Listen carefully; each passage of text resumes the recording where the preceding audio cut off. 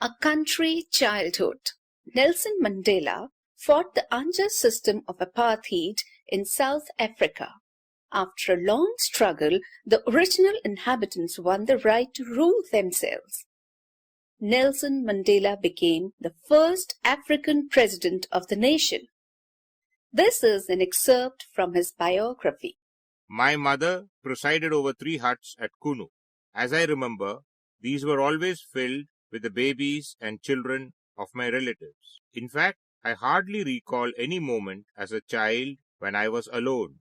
In African culture, the sons and daughters of one's aunts or uncles are brothers and sisters, not cousins. We have no half-brothers or half-sisters or aunts or uncles. My mother's sister is my mother, my uncle's son is my brother's child is my son.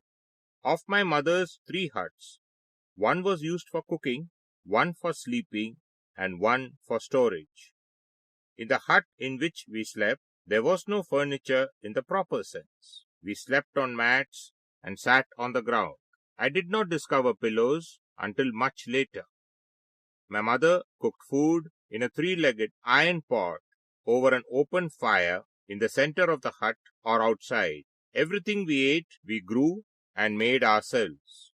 From an early age, I spent most of my free time in the veld, playing and fighting with the other boys of the village. At night, I shared my food and blanket with the same boys. I was no more than 5 when I started looking after sheep and calves in the fields. I learned to gather wild honey, fruits, and edible roots. I could swim in the clear, cold streams and catch fish with strong thread and sharpened bits of wire. I also learned to stick fight. I learned to love the veld, the open spaces, the simple beauties of nature, the clean line of the horizon. As boys, we were mostly left to ourselves. We played with toys that we made ourselves. We made animals and birds out of clay. We made ox-drawn sledges out of tree branches. Nature was our playground. We sat on flat stones and slid down the face of the large rocks. We did this until our backsides were so sore we could hardly sit down.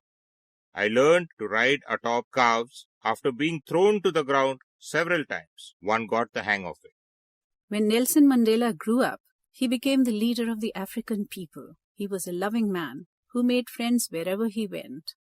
His one-time assistant, Jesse Duarte, relates these incidents about him. He always made his own bed, no matter where we traveled.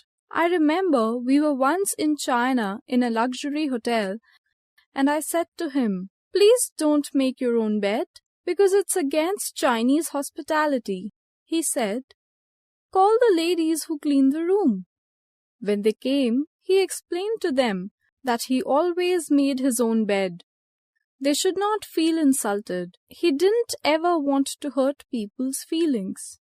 Here is an incident told by Richard Stengel, who worked with Mandela on his autobiography. It happened on an aeroplane trip in Natal in South Africa. As soon as Mandela boarded the aeroplane, he picked up a newspaper and read everything in it. I was sitting right across him, and he pointed out of the window. I saw to my horror that the propeller had stopped working. He said calmly, "Richard, would you like to inform the pilot that the propeller isn't working?" I walked to the front of the plane and found that the pilot was well aware of it. He asked me to go back to my seat and sit down. They had called the airport and the ambulances were there. I went back and told Mandela that. He just listened and said, "Yes." The plane landed without any trouble. Nelson remained calm throughout the trip. He never changed his expression. As we came out of the airport, he said, "I was really scared up there." Then I realized that this is what courage is all about. Courage is not about being scared. Courage is being terrified and not showing it.